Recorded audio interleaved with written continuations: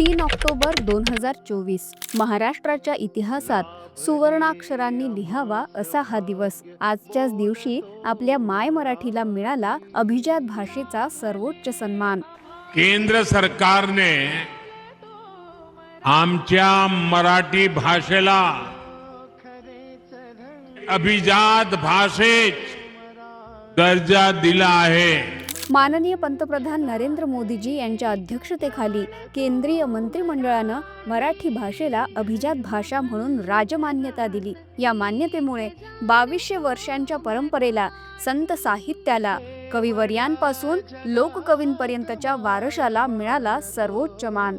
ज्ञानेश्वरीपासून तुकाराम गाथेपर्यंत, शिवछत्रपतींच्या स्वराज्यापासून लोकमान्यांच्या क्रांतीपर्यंत आणि आजच्या आधुनिक साहित्य संस्कृतीपर्यंत ही आहे माय मराठीची अखंड परंपरा। हा मान मिळवून देण्यासाठी आपल्या सरकारनं विशेष मेहनत घेतली।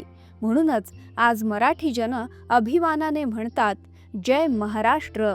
आजची पिढी भाग्यवान आहे, कारण आपल्या डोळ्यासमोर माय मराठीला अभिजात भाषेचा बहुमान मिळाला। मराठी ही आहे आपली ओळख, आपलं संस्कार मूल्य, आपला ध्यास आणि आपला श्वास।